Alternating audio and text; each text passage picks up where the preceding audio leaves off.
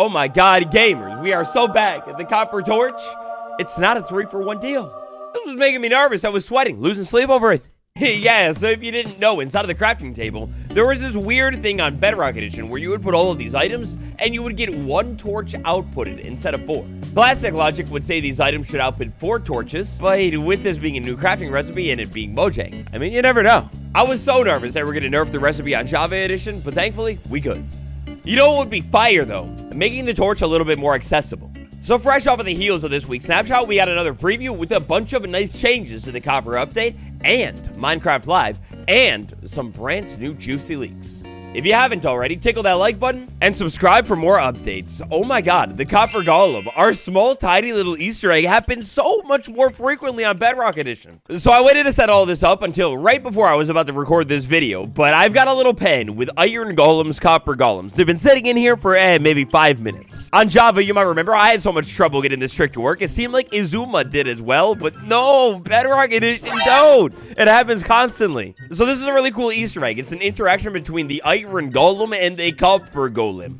Like Taylor Swift to place a poppy in its hair. Oh my god, it's adorable. A cool part of this interaction, I don't know why you ever would do it, because you can't make it happen on your own, but you can use a pair of shears to strip the golem of all of its joy, you sick monster. And you might remember when talking about this one, because Smokey Sack, the legend, he actually found it last week. But this week, that's not the only change to the Copper Golem. You see, listen. You see, unlike the Java devs, the Bedrock ones have been changing the Copper Golem week by week. This week, it's the sounds. The Copper Golem sounds that involves opening and interacting with chests will now only be able to be heard up to 16 blocks away, and their stepping and movement sounds, well, that's even shorter, at 12 blocks. On top of that, it's now gotten easier to tell what the Copper Golem is thinking as well, because when the Copper Golem is going to move over towards a chest and interact with it, it will actually look at that chest the whole time. Wait, what did it do before? On top of that, the Copper Golem is now a little bit smarter here. If I open up a chest and, like, interact with it or whatever, the Copper Golem will queue up beside the chest, waiting to take a look inside of it and see what I maybe put inside of it. And this isn't only going to work with a copper chest as well. If the Copper Golem had some items in its hand, and then I opened up a target chest, we can see here that the Copper Golem is patiently waiting for me to be done with the chest before it starts dumping things into it. Now, what I'd like to find out here is, let's say I had a second copper chest over here. If I open this one, am I going to be able to force you to maybe come over here? Maybe on a little bit of a delay. Let's try that again. That guy is just wandering around. I open up this chest and maybe look around and then for a second and...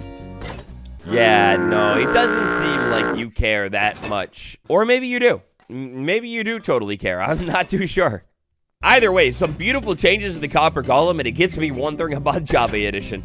Is the debating how to say Golem versus Golem community dying out? Because I haven't seen those comments in a long time. Now, for the most part, keyword most part, this is a run-of-the-mill Minecraft preview with a lot of nice changes to the update. Interestingly, this preview is getting a little bit smaller. As we learned from this week's snapshot, the next to drop the Copper update is now, for the most part, feature complete. Going forward from this point on, the devs will only be working on smaller things for this update.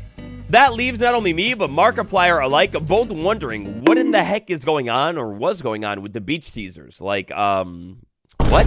Anyway, that's not the point of today. But there are some weird things that were found inside of the files, beginning with whatever the heck this is. This is the new toast that was found inside of the preview files recently added to the game. It's travel to new world.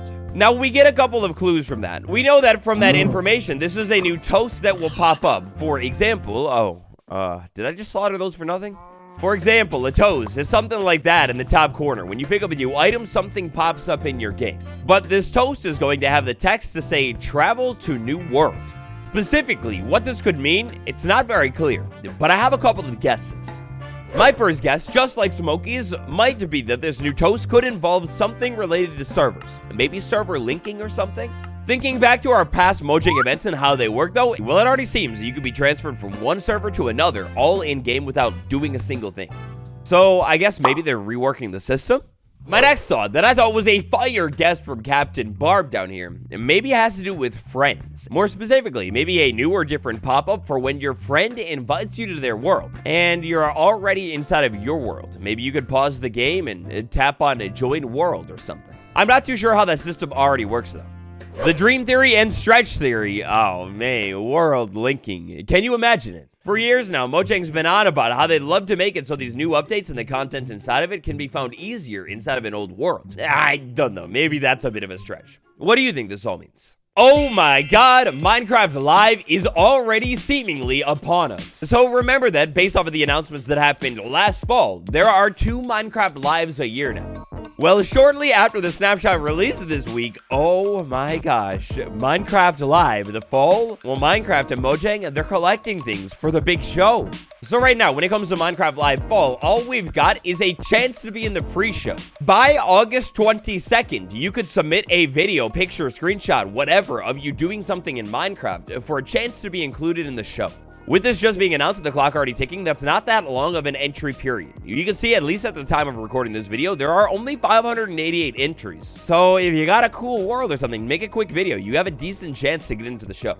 Side note, the promo thing says from this year, so maybe involves something with one of the new updates, like a new cow. The fact that the deadline is August 22nd and we're already talking about it says to me that Minecraft Live has to be very, very close. And with our copper update now seemingly in the wrapping up phase, that definitely seems to be the case. Wait, with our copper update in the wrapping up phase, one of the most beautiful things that is exclusive to Bedrock Edition still, is still exclusive to Bedrock Edition. You take a statue, you pose a statue, you break the statue, and you can collect these things in every single pose of it. They actually preserve however they were standing still. No silk touch or anything required. Now, one of the reasons this is so fire, it has to do with the shelf. Look at this thing. You could actually pose the statue and have it doing different things, put it in the shelf, and show this beautiful baby off. Ooh, now speaking of the shelf, Minecraft Java Edition, it got one of the most beautiful upgrades. You saw the snapshot video, you know it. The items on the Minecraft Java Edition shelf are absolutely gigantic now and centered on the shelf by default again. Meanwhile, over on Bedrock Edition, tragically, the items are still not centered. And the items are actually, funnily enough, for the first time, smaller than they are on Java Edition. But don't you fear, there's a ray of light. Thanks to a developer's note inside of the changelog for this update, in an upcoming preview, items displayed in shelves will be centered again, mirroring the change on Java.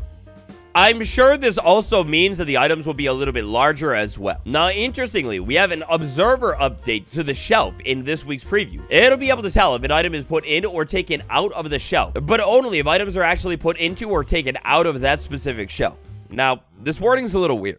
Thanks to a bug report here, we can see this change explained a little bit more. And then over in game, if we test it out here and have nothing going into the shelf, even though they're both connected, well, the observer has no clue what's going on.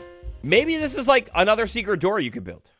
Copper update, bopper update, the chest. Aha. Do you hear it? Well, yeah, you can hear it. Just like with our copper golem change relating to the sounds, the copper chest is a little bit quieter. Now, speaking of copper chest, I noticed something that definitely wasn't there at first. When you open the copper chest, it actually says copper chest now. And then when I double it up, it says large copper chest. Wait, what? That got me wondering about the normal chest, so I open it up, it says chest, and then I double it up, and it says large chest. What? Has this always been a thing on Bedrock? Now, considering the fact that we have a copper chest distinction, what about an oxidized one? If I open it, no, it just says copper chest and large copper chest still. But wait a second, that's not a thing on Java. Has that always said large chest? And maybe we should have the chest displaying their level of oxidization too. No? This week on Java Edition, a really cool, exciting update to the end for the first time in a long time. The end storms, they actually flash, not in vibrant visuals, just in vanilla Minecraft. I don't know, man. I know vibrant visuals is vanilla. You know what I mean. So, what about over on Bedrock Edition? Hopping into the end on Bedrock Edition. And this is something that I tested for like 20 minutes before this video. Will the end storm flash happen when vibrant visuals is not enabled? Well, no. It's a little weird that it doesn't happen quite yet, but hear me out. My big guess here is maybe we're like a week behind when it comes to the changes. You see in the preview, they talk about the shelf of being updated very soon, but they didn't actually update. With that being said, though, does vibrant visuals inside of the end look different again? Because moving around here with the end storm flashing, I swear it looked a little bit different a week ago. Like, to me, this looks way darker and smooth again. I thought we last left off with this thing being grainy. Now, last and definitely, absolutely not least today, the UI update. We are so back. So if you can remember, sometime around last December, maybe early this year, January or something like that, the UI update on Bedrock Edition, this was code for an update found inside of the game, wherein the UIs for things like the shulker box, the chest, the barrel, they were all slated to change. Then, for the rest of most of this year, there's been practically nothing found. Well, now this week, that's not the case anymore, because two very important blocks, one of them, the ultimate most important block, it has a new UI that isn't in-game quite yet, but it was found. So we kick this one off with a little code that Smokey Stack found. This code relates to the UI update called OR UI. Well, the date at which we might be able to see OR UI being implemented to blocks in a game, for example, the furnace, well, that date might be getting a little bit closer. And then, on top of that, the real juicer, the brand new UIs. So pieces of this were found inside of the game, and to my best knowledge, they are recreations of what's coming to the game. The new anvil slot, potentially, and oh man, look at that item highlight right there. That's fire. On top of that, though, the ultimate block of all time, the crafting table, most important thing. Look at that clean UI. I mean, it's really weird and spaced out on the side. It's got to be a work in progress or something. After all, it doesn't seem like there's a button for the recipe book or anything like that quite yet, but man, that's really clean. I love the new look of these UIs. It really does make me realize that when you're in game and you take a look at something like this, it just looks so old and dated. When it comes to this UI update, one of the most exciting things that I've been thinking about since the addition of the copper chests, you know, just a little bit ago now. Well, remember how the different chests and containers seem to get colored UI, like purple UI for the shulker box? Oh man, can you imagine it if our copper UI is actually a little oxidized looking here as well? Dude, that would be so cool. Like it becomes green and then it's like bright orange when it's not oxidized at all. Oh man, it's right now only a dream, but I really hope that that ends up happening. Hey, speaking of OR UI, it looks like the language section will be ported to OR UI next. In a game, that means we could be looking at something kind of looking like this, except for language. Copper Golem's new Easter egg and everything else in this update? Well, today, that's just about all I've got.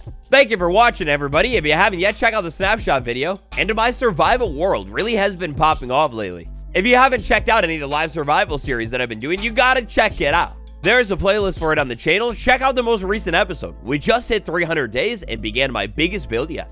Anyway, that's all I got. I'll see you all tomorrow. Goodbye, everybody.